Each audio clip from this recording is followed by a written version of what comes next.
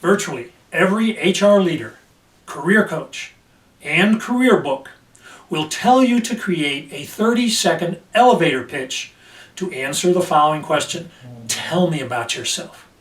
In my opinion, the 30-second elevator pitch is the worst way to answer that question. Your pitch will sound canned, and you will have not done anything to separate yourself from everyone else. Ditch the elevator pitch and start thinking on your feet. This will be a long video in 2 parts. The text of the video will be provided. The strategy could be the defining factor that will set you apart from the competition. Let's first look at the reasons why people fail in a search and why people succeed. And then let's look at the unique personality styles of the people you are talking to. Here's why most people fail in their job search. They are focused on what they want in a new position, including industry, type of position, location, income, benefits, and work environment. The 30-second commercial is centered around this premise. The commercial describes the job seeker's career history and what they are looking for. Too often, this is in direct contrast to what employers are looking for. Now, there are 2 dominant reasons why job seekers are successful in their job search. Number 1 is the ability of the executive to focus on the needs of the organization. The second is the ability to focus on the needs of the people within that organization. This post will examine how to focus on the needs of the people within an organization. This will help you rethink your response to that all-important question, tell me about yourself. In order to learn how to respond to the needs of the interviewer, let's first learn more about ourselves. We can then apply that knowledge about ourselves to learning how to understand and respond to the needs of others. Most social psychologists recognize 4 basic personality styles: analytical, amiable, expressive, and driven. Usually, each of us exhibits personality characteristics unique to one of those styles. However, we also possess characteristics to a lesser degree in the other styles. To determine your unique style, you can take a Myers-Briggs assessment or go to the following website for a free Keirsey Temperament Sorter Assessment Test. There will be a link to that on your screen. Here are the characteristics that are most commonly associated with each of the styles. Analytical. The positive traits include being precise, methodical, organized, rational, and detail-oriented. The negative traits include critical, formal, uncertain, judgmental, and picky. Now, for the amiable personality style, the positive traits include cooperative, dependable, warm, listener, and negotiator.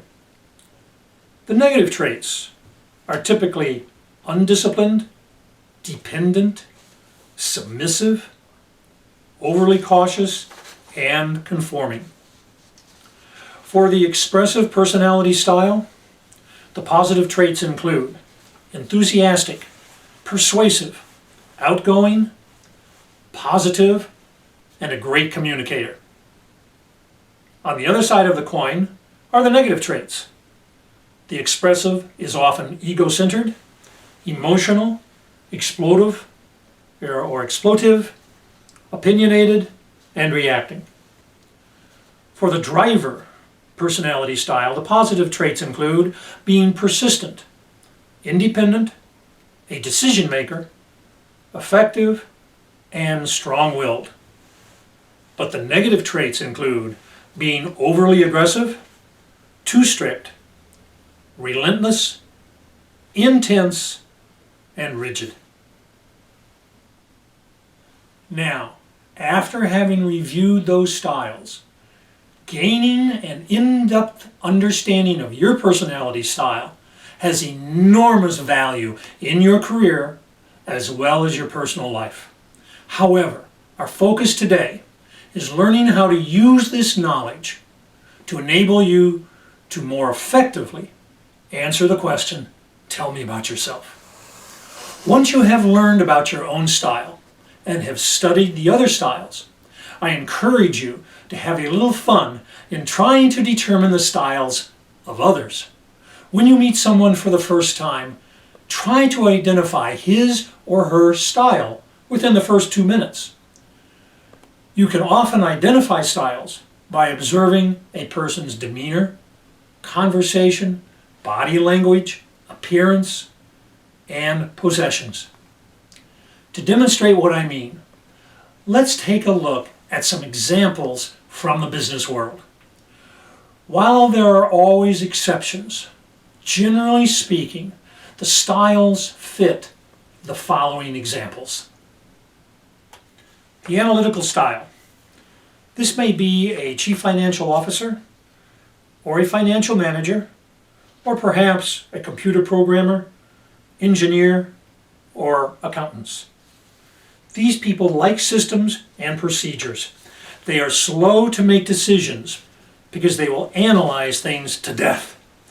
But their decisions are usually very sound. They prefer working independently and are usually not very good in team environments, but they are also very dependable. They buy cars with good resale value and great gas mileage. They are conservative dressers. At the party, they want to know why so much money was spent on Michelob when we could have purchased Busch. They come to the party with their laptops. The next style is amiable. Typically, this can be a human resource manager, or maybe somebody in training and development or coaching. They are very people-focused. They are dependable, loyal, and easygoing. Very compassionate.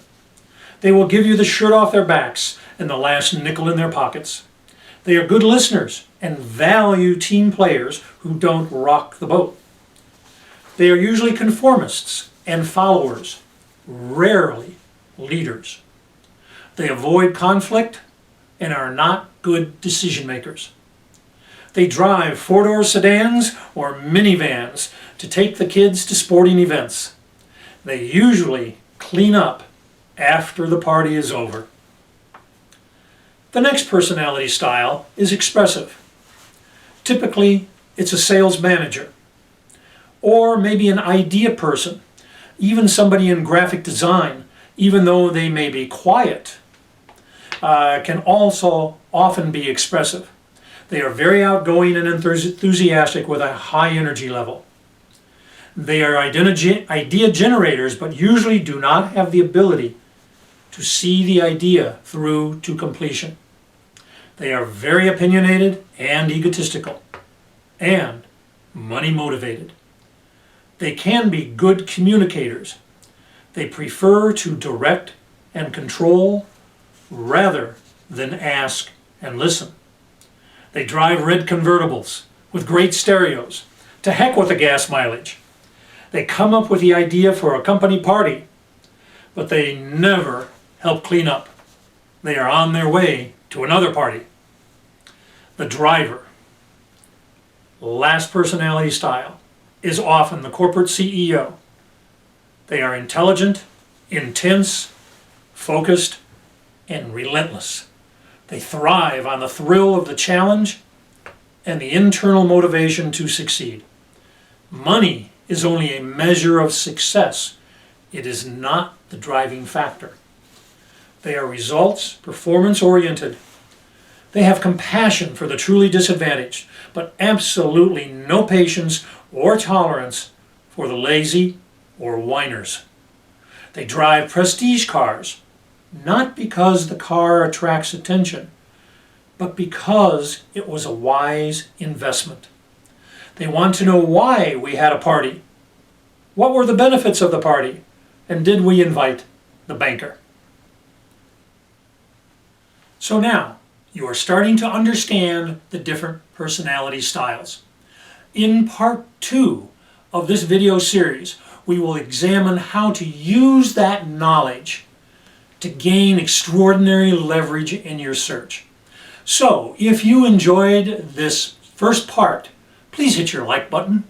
And if you are searching for a new challenging position, we would love to talk with you. So have a great day, and I hope you enjoyed part 2.